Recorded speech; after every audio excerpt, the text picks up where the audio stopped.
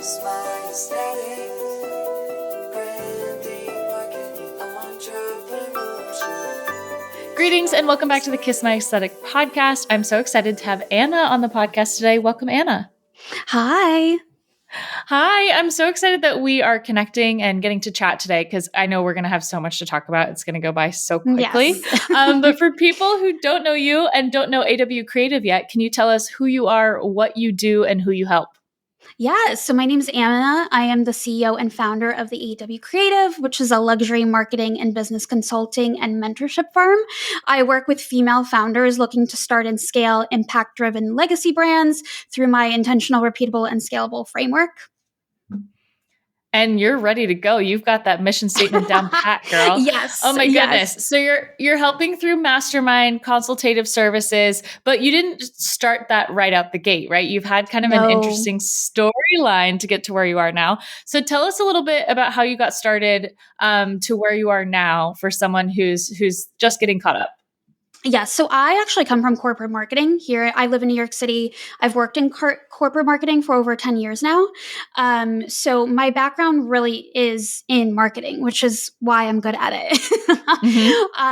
So I went to school in New York City. I have an undergraduate degree in marketing. And then after that, I started getting jobs in more publications than rather the online space. So I've worked at companies like Vogue, Teen Vogue, Martha Stewart, The Smithsonian, and then digital marketing for Paperless Post. And then obviously when the pandemic hit, I got laid off. And by that point, I was 28, 29, and it was the second time in my 20s I had gotten laid off. So at that point, I was just like really fed up. I was like, at that point, I was like, I can't imagine like just constantly getting laid off and like living my life like that. And it just kind of like came like to a boil where I was like, this is supposed to be a stable career. This is supposed to be a stable job. I'm working at these big companies, yet I have like zero actual job security. So by the time the pandemic happened and it was my second layoff, I mean, at that point, I was like, my life was so devastated because I wasn't really left with anything. I didn't have a big savings account because one, I live in New York City, and two, I had a 9-to-5 job that didn't pay me that much. So I had to move back home, back to my childhood bedroom at the age of like 29 with my dog, which is not something anybody wants to do. To be quite honest. I've done it. Yes. Yeah. So, and at that point, I had a choice of like, well, do I go back and look for another job that could potentially lay me off yet again for the third time? Or do I just take a chance on myself and use my 10 years of marketing and just try to do it myself? And at that point, I was already at rock bottom. I was already back home living in my childhood bedroom. So at that point, what was there left to lose? Right. Like nothing. So I did that, and I did it through social media. I started on Instagram, then diversified. And within 11 months, I was back in New York City with a huge upgrade in lifestyle.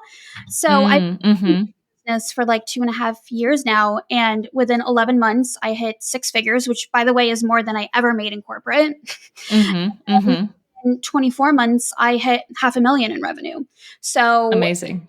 Yeah. So it just kind of shows you that you are your safest bet. And if you have a gut feeling that something isn't worth it, it's usually not. Yeah. I learned that lesson with my first internships. My parents are very entrepreneurial. My whole family is. And I really, my like junior year of college, if you'd asked me what I wanted to do when I grew up, I wanted to be a museum curator. Like I wanted to be with the artists. I wanted to be at events with fabulous people and like doing all this like networking. And that's what I really loved, and being around the art. And then I got an internship with the museum, and I was like, wait a second, this is an office job. And I was like, felt so disillusioned. I was like, oh, this like you have to. And the whole idea of like having to be somewhere for a set amount of time, like did not sit well with me. I was just telling you before this podcast, like my allergies are flaring up, and I'm for sure taking a nap this afternoon. But I work for myself. And that's the beauty of working for yourself, is like being able to work when you're on your creative high and like you're in the flow, right? And that's just like also such a luxury I think people forget. Yeah. And you have more choices. Like you just said, like I have the choice to lay down. And also by being disillusioned. So it's so funny because in college, I interned at magazines. So I was like, this is my dream job.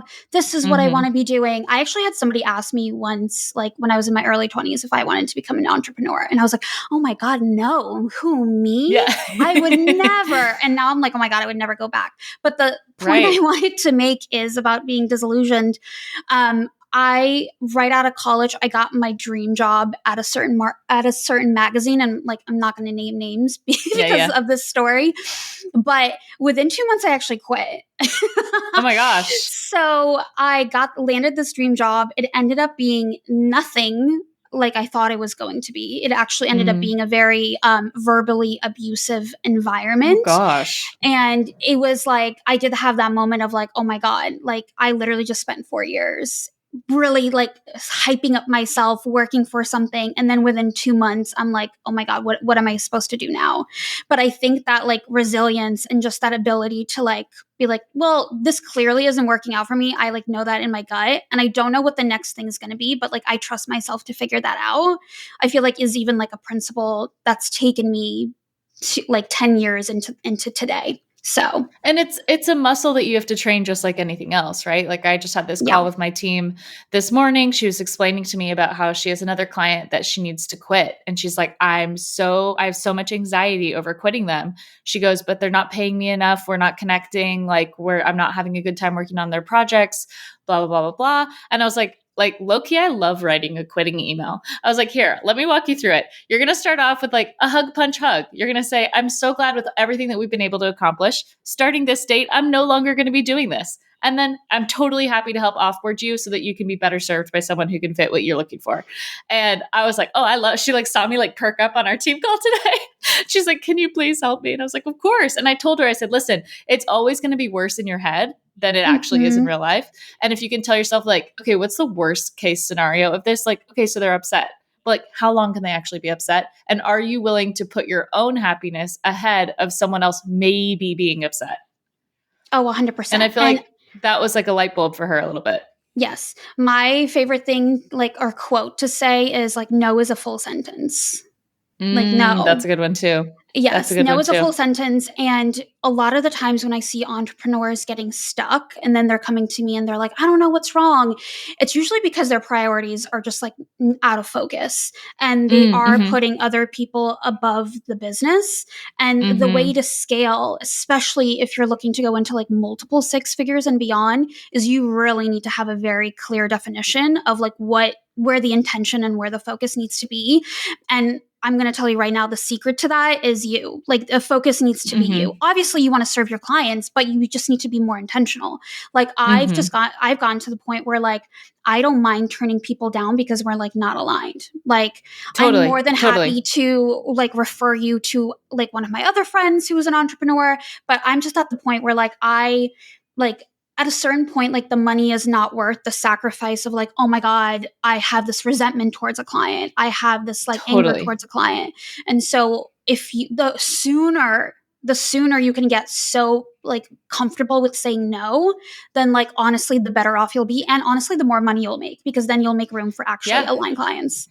You make room and it puts you in the driver's seat of how that client perceives you as well. Like if you're coming at them from a place of like, I'm not the best person to serve you. Like 100%. It's not you, it's me kind of thing, kind of. Yes. But more of from a place of like, I know that I'm handicapping your success because I can't give you XYZ thing. And I think you're going to be so much better served by someone who can really hold your hand or walk you through or have meetings with you every week or whatever those things are that's making it difficult to work with that person. Or if it's just work you just don't want to do anymore, like because your business has changed, your values have changed, your opportunities have changed.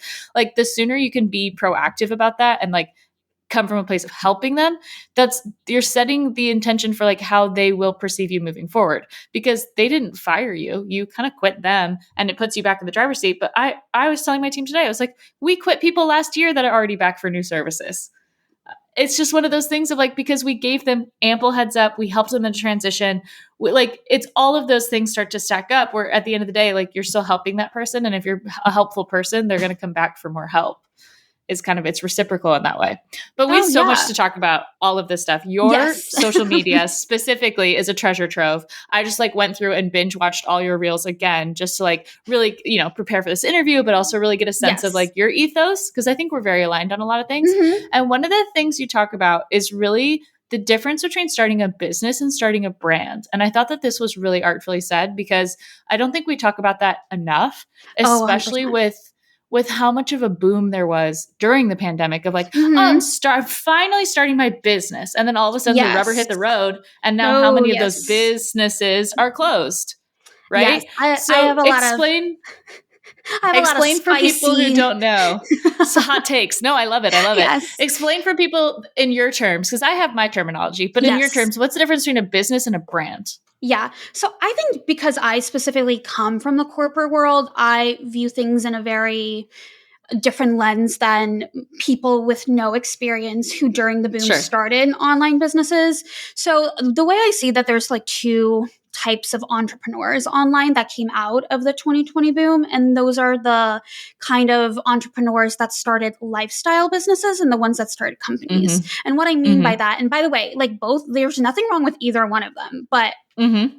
it just needs to be said that there actually is too, which people don't. So the Mm-hmm. lifestyle business for me is somebody who just like started this because they wanted to like leave 9 to 5, and they have no interest in actually ever building and scaling anything. They don't have any Mm-hmm. interest in actually becoming a legacy brand, but they want to have a good lifestyle. They want to make good money, and they really just want to, they want to be comfortable, which, by the way, good for you. There's literally nothing Mm-hmm. wrong for that. Mm-hmm. And then there's companies. And then, so for me, I consider myself somebody who's wanting to build a company, because in the Mm-hmm. future, I do want this to become a generational wealth for future generations. Mm-hmm. I want this to be something I can sell one day. I want to eventually have a CEO instead of my place. I want a Mm-hmm. corporate board. Like, I want this to be bigger than me. But I feel that a lot of the Mm-hmm. times, a lot of those like, oh, I started a business with no experience, are almost like selling the company vision when they themselves are not even building that. And that's what I Yep. have a problem with. And that's when a lot of people come to me saying that they've been burned by past investments. It's usually because they've been kind of like sold into somebody telling them that, who isn't embodying and actually building what they're preaching. So that's kind of like my hot take on that. I think that's a perfectly hot take. I love that. I think that there's plenty of people that come across my contact form that are like, oh, I'm going to invest a hefty chunk in branding, but they don't have any of the foundations of their business sorted yet. No, But they're no, sold this idea through social media that, oh, this logo is going to make me hundreds of thousands of dollars. Like, by slapping this logo on this thing, I'm going to make all this money. And I'm like, that's not how it works. Like, that's why I no. ask your mission, your vision, your goals, your scale plan, like everything, because that is super important to me, to make sure that we're not just designing something that's just going to sit, number one, sit and collect dust, but number two, not be a good use of your time and your money. So I think that, again, it's really easy to get kind of like sucked into those rabbit holes with social. What are some of the key pillars that you help your clients define in those like very foundational beginning phases? And I'm curious also to know, how much of it do you feel like needs to be set in concrete versus how much can be fluid? Because businesses Yes. change and people Oh, change and 100%. circumstances change. But in my opinion, there's still a foundation that needs to be pretty solid. Oh, 100%. How do you Yeah. how do you And help someone through that? yeah, so really when somebody works with me, regardless if it's like in like a 90-minute intensive or one-on-one or my mastermind, we really look at my framework, which is intentional, repeatable, scalable, because I think first we do need to start out with like, what is the vision? So Mm-hmm. when I even say like, what is the vision? Obviously, like year one of business, you're not going to have like the full concept to what the year is, what the company is going to look like year 10, and that's Sure. okay. Especially in my mastermind, which is for entrepreneurs looking to scale to multi-six, like they actually come into it because they are ready to kind of develop that fuller vision. But a lot of people think you just automatically need to know it. You 100% don't, but you do need to have core foundations. And so the way I look at it is just like anything else, there's an order of operations. And so Right. before you get branding done, because I do have a lot of people coming to me being like, well, I just like, I don't know if I should invest in you first or branding and a photographer and all of that. And I'm like, I'm going to be honest with you. You need to invest in me first, because if you Yep. don't know even like the foundations of your vision, at least like a guiding light toward like core principles and core values, if you don't know your audience, if you don't actually have your signature offers nailed down and like in a way that's scalable, and then like your messaging, then like, I'm sorry, but like somebody like Michelle is not going to be able to help you. Like, and the way that I view it and the way that I tell people is that like somebody like a copywriter, a website branding strategist, a social media manager, they're not miracle workers. It is No. not their job to figure out your business for you. Like, and when you hire them with that kind of notion, you're actually going to see a negative ROI, because those types of services are the gas, but the business foundations that I help you with is the car, right? So if you have like, so you can have a lot of gas sitting in reserves, but like if you don't have a car, then what are you going to do with the gas? Is kind of like how I see it. Right. No, that makes perfect sense, because and we see it happen with our clients all the time too, where they're like, oh, I want to have really great social. And it's like, but what's the call to action? Like, you don't have a functioning website.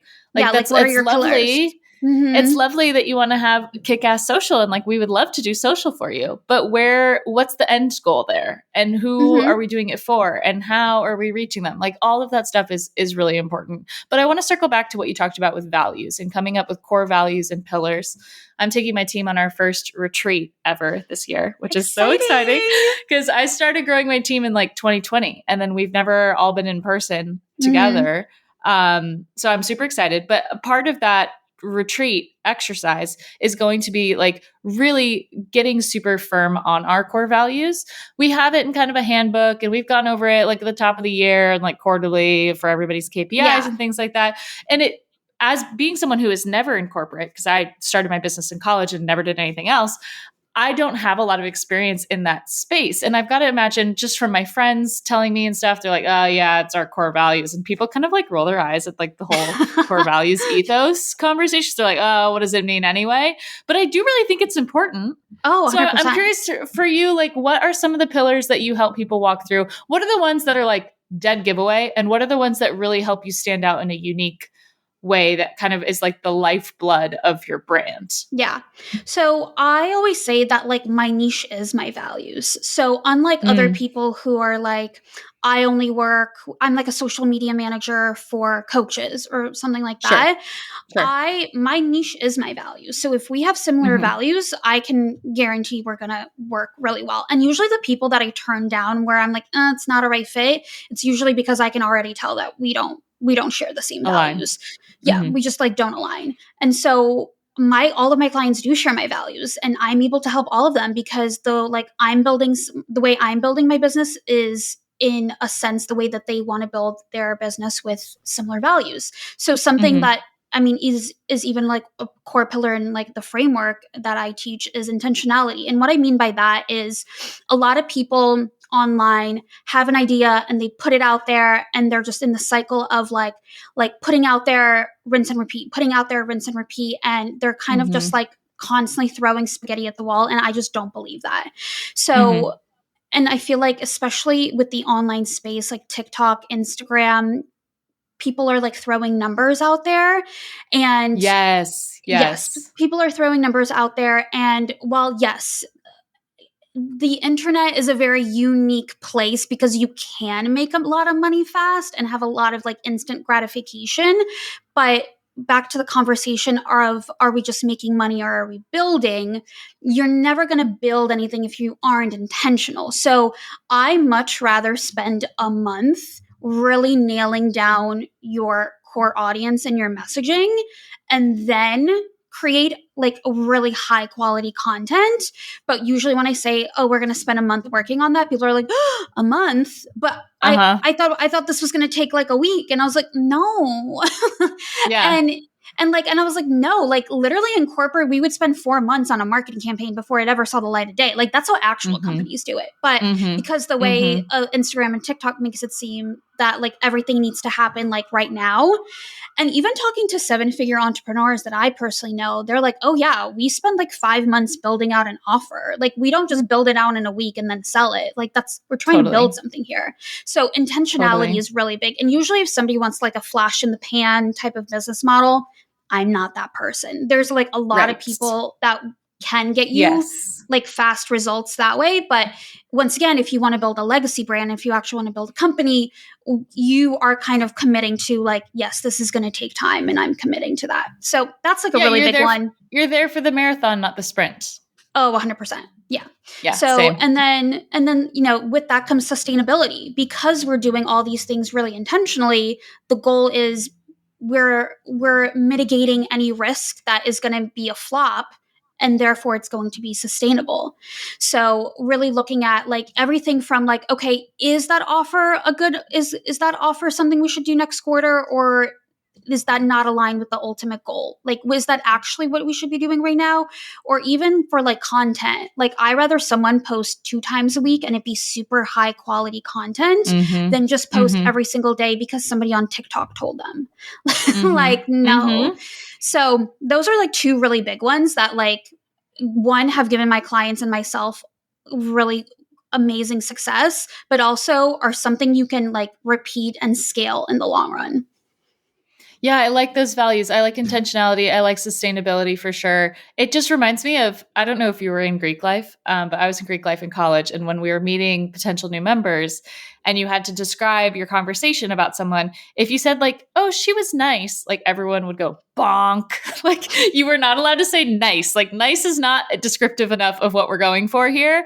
And so I always think of that with like, I'm talking core values with clients because they're like, our core values are honesty. And I was like, yeah, I fucking hope so. Like, I hope that you're honest like, with people. Yeah.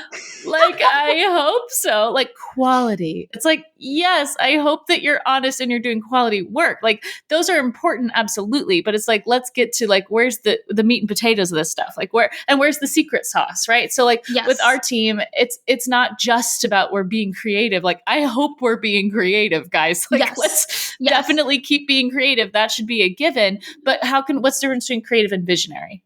Like, what's the difference between, and sometimes it's as simple as like going back and reading old reviews. I don't know if you do this, but sometimes if I'm really stuck, I'm like, okay, I need to go back to my reviews and figure out what are the things that my clients appreciated that I did. And a lot of times it's organization, it's speed, and it's clarity.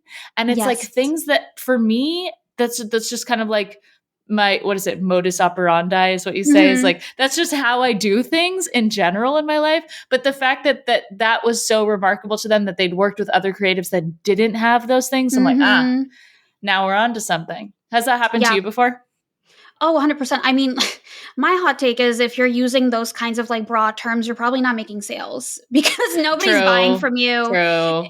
Yeah. And then that's even a further reason why you should work with me to clarify your messaging, because a lot of everything stems from having very clear and concise, one, having a framework, and 2, having messaging that really resonates with people. So like, I can't tell you how many times people message me being like, I love the fact that you always talk about being intentional and what that actually means. I don't hear anybody else talking about that. I love the fact that you talk about building legacy brands. Literally nobody talks about that. They just talk about making money, right? So it's like, I mean, literally there's a million other people that do what I do realistically, but like, how am I different, right? Like, how are you different? And like, that goes back to like the mission statement, like, well, who are you? What do you do? Like, if you don't, if you can't actually give me an answer for that, then like you have no business, one, working with someone like you with branding and website. But then like, you also have no business telling other people like, oh yeah, I can help you, scale this company when you yourself aren't even clear on how to do that. Right. It's something that I can tell that we have the same kind of pet peeves with the social media business owner of it all, because I very much grew up with like a entrepreneurial parents, entrepreneurial family where it was like a grow slow and steady is always better than huge and a huge crash, like always. And like, it's kind of one of those things, but that my mom shared this with me once that said that people that share inspirational quotes, they did a study that they're statistically less intelligent. just Stop. kills me because now it's all I can think of. But I want to throw in that category is like the people that try to make sales by telling people how big of a launch they had or how much money they make is Yeah. kind of one of those things. It just causes me so much pause because I don't, like you've said in your socials, like I don't want to work with someone because they had a 6-figure month. I want to work with them because they get results and they're productive and because they are crushing it consistently. They're consistently doing high quality work and they're consistently getting results. Not that they had this one zoom spike on the balance sheet and then they like went ghosted for the whole year, right? Yes. So I think that that's something that's like, and my friend Georgia, who's a website designer, sends me these things all the time. She goes, like, I know for sure you're probably making more money than me, but I just so appreciate that you never try to like make that a thing on social media. I was like, you're killing me.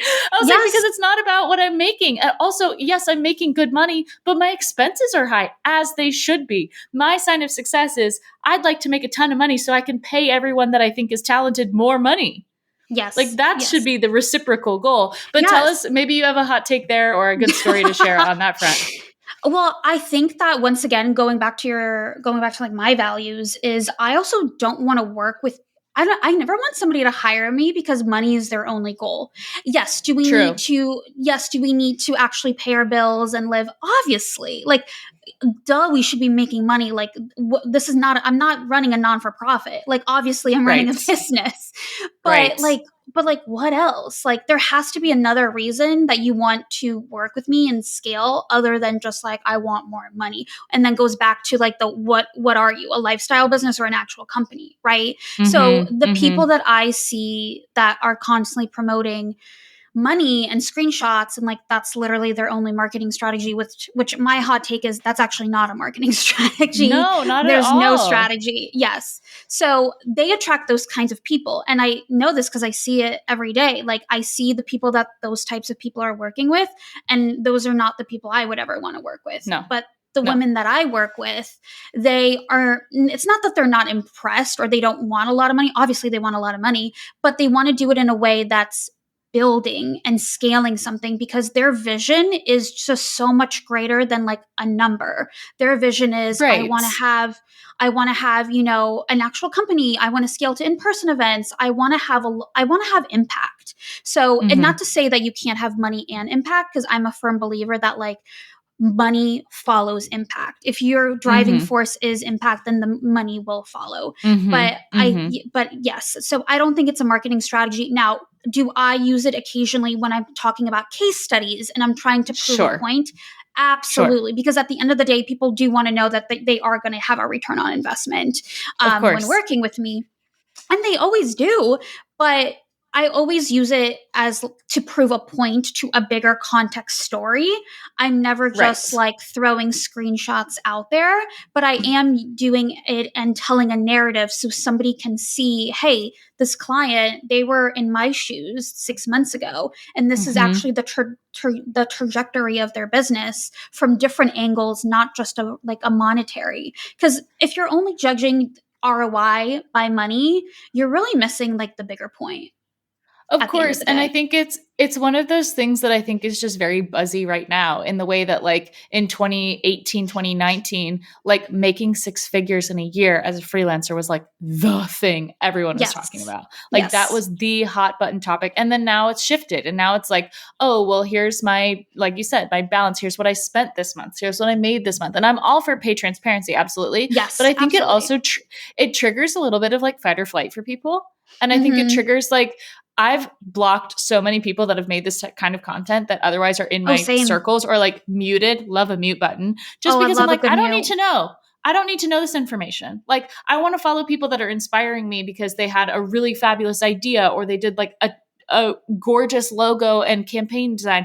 I don't need that. Like the money to me, like you said, is so secondary to the reasons why we're doing these things that if you find yourself down those holes, it can totally throw you off and it can really set you off in a way that you're like, what the hell? How is she doing that? How did she get that client? There's no way she's like, it just gets you. And then you get, sucked into like the gossip mill of it all. Because like, did you see what so-and-so posted? I don't understand how they could have had that launch. I never even saw anything about that program. Like, and then it just becomes so bleh, like yucky. Yes, and Yeah. these are the actual conversations we have in my Limitless Mastermind, because I mean it's a safe space to like actually like truly say how you feel, which I feel like Mm-hmm.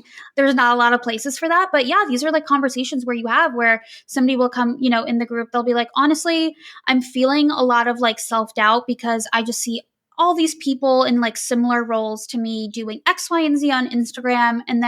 But then my perspective back to them is like, yeah, but you just said they're doing all these things, and you literally told me last week that you want to do less things. So do you Mm-hmm. see how that's Mm-hmm. like counterintuitive? Like, do you actually want to be launching 24/7 like that person? And they're like, well, now that you say it, no, I actually really No. don't want their business model. I'm like, yeah. They're like, yeah, I just get like sucked into it all. And I was like, you do. And I love a good mute button. I love a good unfollow button. And then I've had to do the same thing because I'm much more interested to how somebody did the damn thing than just seeing a Yes. number. So I really want to like know like the like ins and outs and nooks and crannies of it all. I'm much more interested in like knowing those details and really like asking questions around that like subject matter than just being like, oh, that person made this much money, so I'm going to go work with them.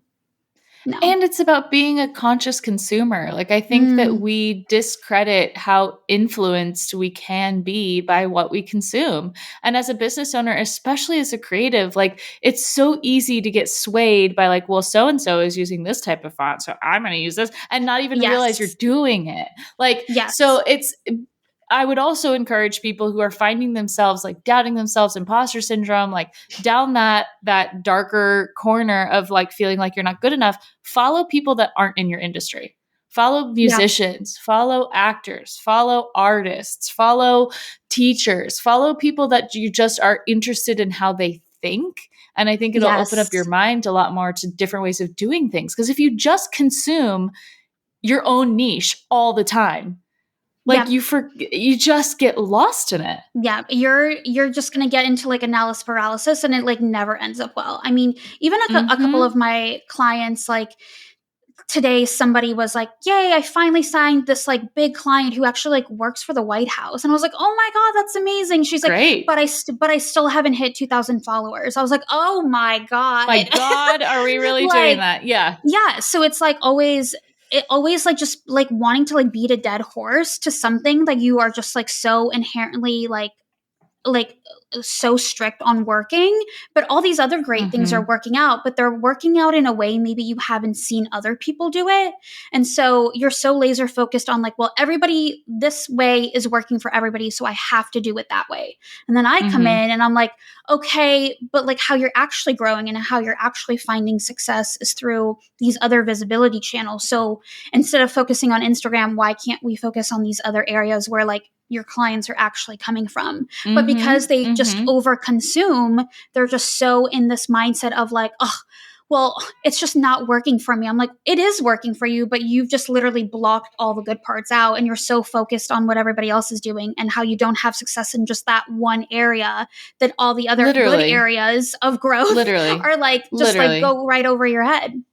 Well, and this is where analytics come into play, right? This is where we put on our corporate hat back on, or our data driven hat back on, and we say, Yes. okay, where did the leads come from? Where did my Hmm. top revenue clients come from? And for me, it's from being on TikTok Live, and it's the most low energy thing I've ever had to do for content creation, and it brings me my top paying, most wonderful, amazing, It's incredible clients yeah.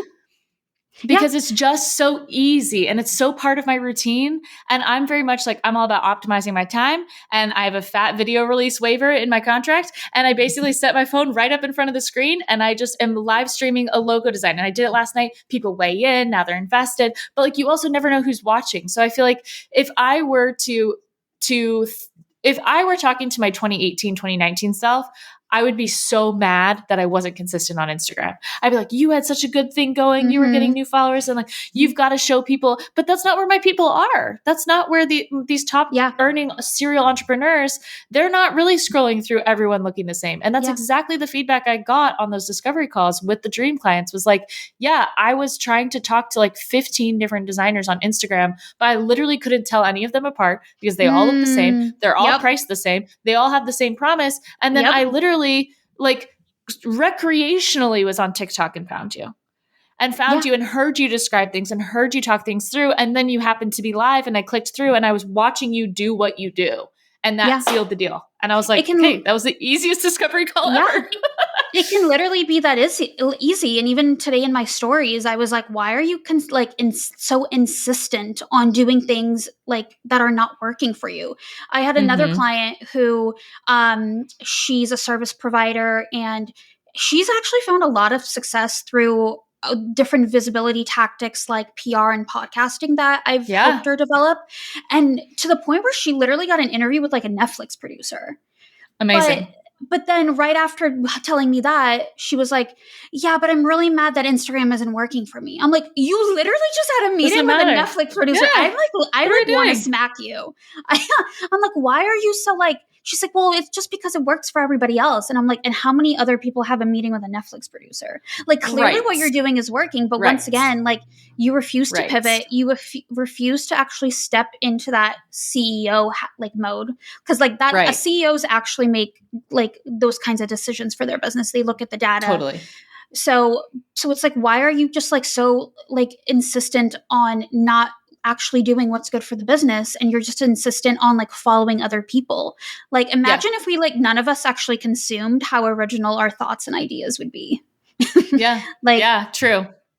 True. And that you'd get inspiration from so many other places. It's the same thing. It's like, why would I spend my time in a place that wasn't getting me results? That's just not good business, right? Like, why would I spend all my time on Instagram if I only converted 1 out of every 10 leads on Instagram, but then I can go to TikTok and get exposure to 2,000 people on a live and get 6 inquiries in an hour. Like, that's just a way better use of my time. And they're way more vetted that way. What's killing me now is in my hometown, print marketing has totally made a comeback with posters.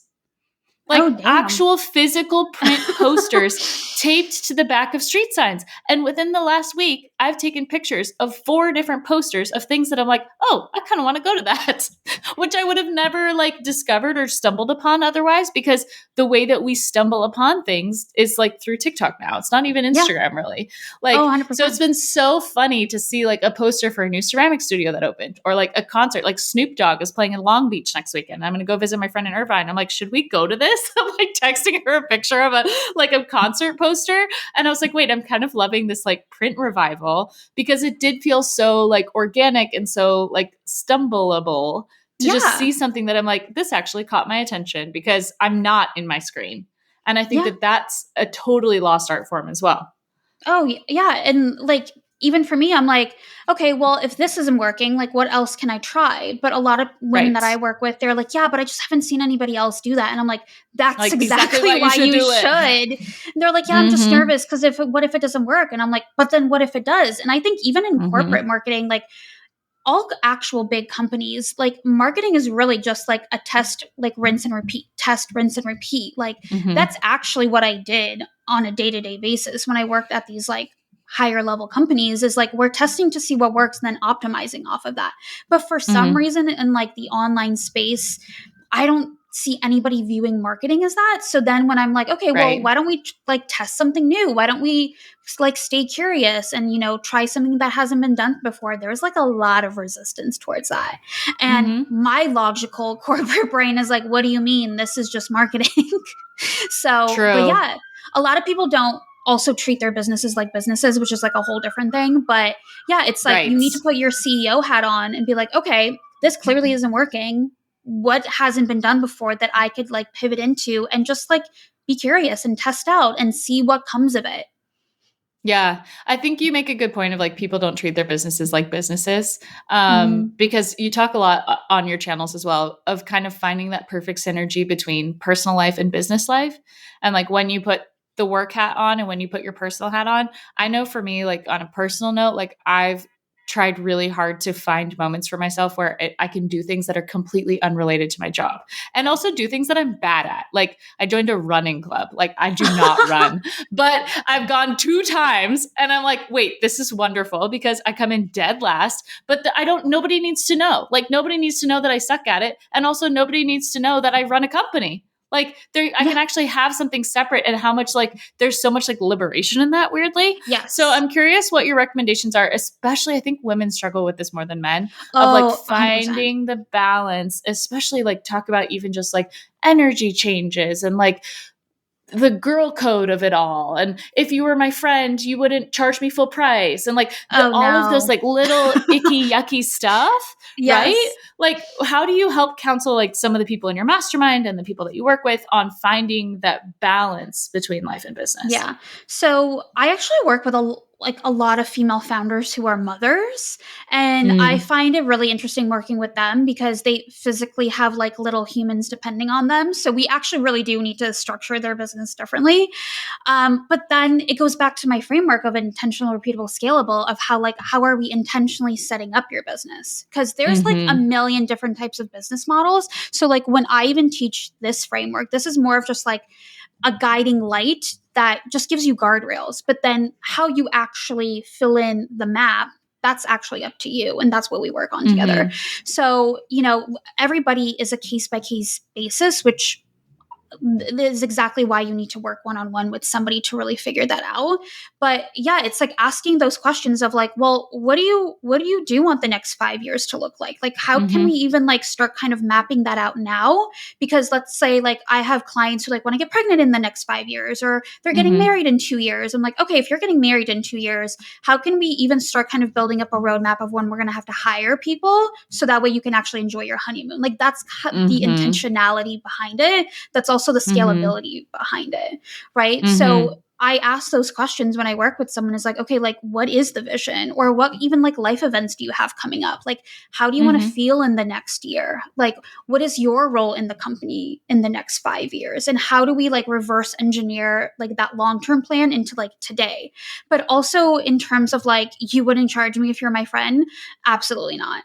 Like, no, this is not a charity. Right. But also I lead with my values. So I've literally never had anybody say that to me. I know. Well, it's one of the things where sometimes like you hear like murmurs of like things being said kind of around and about. And it's one of the things of like, I wonder if you feel this as well. Stuff that used to really hit me in a very personal way 3, 4, 5 years ago, now don't. Now it's like water off a duck's back. I'm like, whatever. Okay. Like if that's how you feel, like bye. Like I'm sorry, but like bye. Like I can't be bothered with that, because it's just one of those things it's tricky, because you want more than anything. And part of my ethos, like I said before, is my whole goal of making a lot of money is to not like hoard it for myself. It's to spend it on the things and the people and the experiences and the opportunities that I want to have in my life. So like, why would you not want to encourage that of the people that get to work with you as well? It's like,